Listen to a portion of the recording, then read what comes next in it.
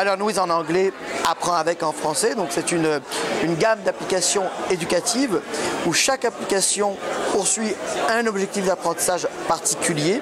Et toutes ces applications sont reliées entre elles par un système de suivi et de recommandations auquel les parents ont accès pour voir comment les enfants ont développé les différents apprentissages, mais qui permet aussi de recommander des applications afin que les enfants puissent avoir tout le curriculum des acquis grâce aux différentes applications qu'ils ont téléchargées. Alors ce qu'on peut dire d'abord, c'est que la diffusion a été effectivement un succès pour nous. C'était une façon de se lancer dans la course et dans un univers extrêmement occupé, extrêmement achalandé, puisqu'il y a beaucoup d'applications en circulation et notamment sur le milieu éducatif. Donc, bien entendu, le produit est d'excellente qualité, mais il fallait aussi être en mesure de bien le positionner. C'est ce que nous avons fait.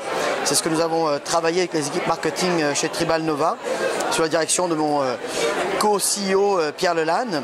Et donc, on a travaillé particulièrement sur les marchés américains et les marchés français, donc pour s'assurer que les applications, la gamme iLearnWith était bien positionnée.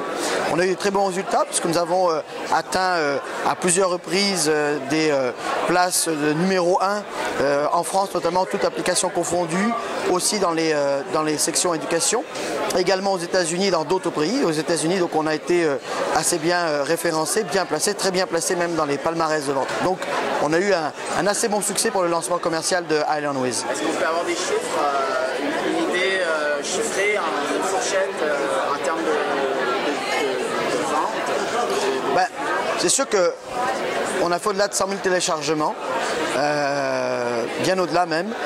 Après, au niveau des ventes, ça reste assez confidentiel, mais je pense qu'il faut assez relativiser aussi cet enjeu-là parce que sur le marché des applications, en fait, très peu d'applications se partagent une grande part des revenus et ce sont les blockbusters des App Store.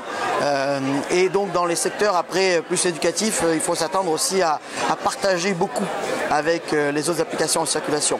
Donc, pour nous, il y a un double enjeu. Il y a un premier enjeu qui est effectivement de positionner la gamme, de la faire connaître, de lui donner un peu ses lettres de noblesse et derrière de travailler tranquillement sur la rentabilité du projet et ça c'est un travail de plus longue haleine.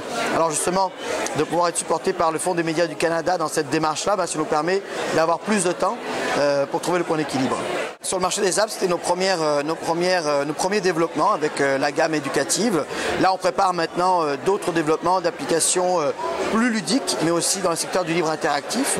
Et donc, on va utiliser beaucoup ce qu'on a appris ces dernières années, ces derniers mois plutôt, sur le développement des applications au niveau du marketing, au niveau des stratégies de distribution, de commercialisation, pour pouvoir effectivement avancer là-dessus et on l'espère renouveler le succès de la gamme iLearnWith. Il y a eu beaucoup de recherche et développement. En fait, les premiers enjeux de recherche et développement ont tourné autour de la vision technologique que nous avions, qui était de pouvoir porter rapidement ces applications sur plusieurs plateformes, pas simplement les plateformes de type iOS, mais aussi Android. Donc on a développé de sorte à ce que ces applications puissent être dupliquées sans avoir à les reprogrammer à chaque fois dans le langage natif. Donc ça a été pour nous un premier enjeu, surtout que on a eu aussi ces applications qui ont beaucoup d'animation, très riches en effets visuels, donc très engageantes pour l'enfant.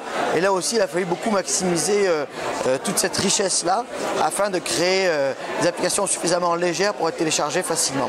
Enfin, l'écosystème lui-même d'iLearnWith est un écosystème assez complexe en fait, puisqu'il s'appuie sur un réseau d'apps.